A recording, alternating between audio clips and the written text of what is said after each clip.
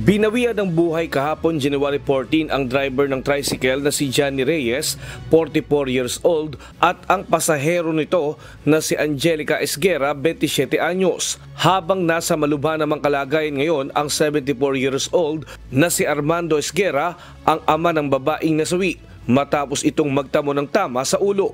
Kapwa na itakbo pa sa Bulacan Medical Center ang mga nasawi, kasama ang 19 pangsugatan na sakay ng minibus na bumangga sa tricycle.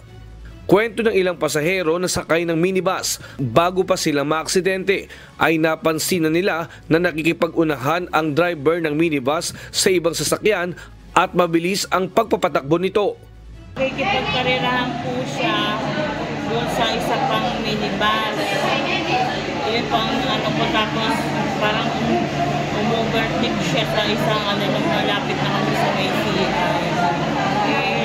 Parang hindi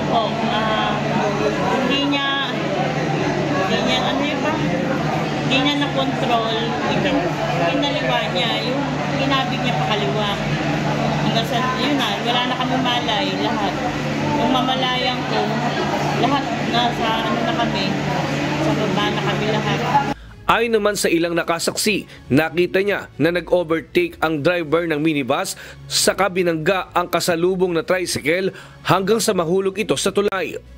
Galing po dito yung bus, mabilis, tapos may kasalubong na tricycle. Kasi traffic po rito at bali nag-counterflow po siya. Kaya nasa agip yung tricycle. Nagkasalubong po sila. Yun, nabangga, tapos naawi yung dalaglag dun. Nakita ko nakabulusok na, tapos nagkakagulo na rito. Yung mga tao, mga duguan. Meron na nakahiga rito. Babae. Hindi, marami pong tawag na rescue rito, mga taga-munisipyo rin dito sa Kalumpit. Depensa naman ni Rolando Manayag, ang driver ng minibus. Hindi siya nakikipag-unahan habang siya'y nagmamaneho. Anya, nawalan siya ng preno, kaya niya nabangga ang kasalubong nitong tricycle. Kung kakarera kami, dapat kung nagtapat kami ganyan, iniwanan ko na, hindi yung nagkarera. Samantala, pakiusap ni Esguera, ang kapatid ng babaeng nasawi sa aksidente at anak ng matandang nasa kritikal na kalagayan ay matulungan sila sa panggastos. Yan, paggamot nila yung papa ko. Tapos yung kapatid ko, tulungan po nila kasi yung mga anak pa po nila Ilan po? 3 po anak nun, 9 months po yung pinakamaliit.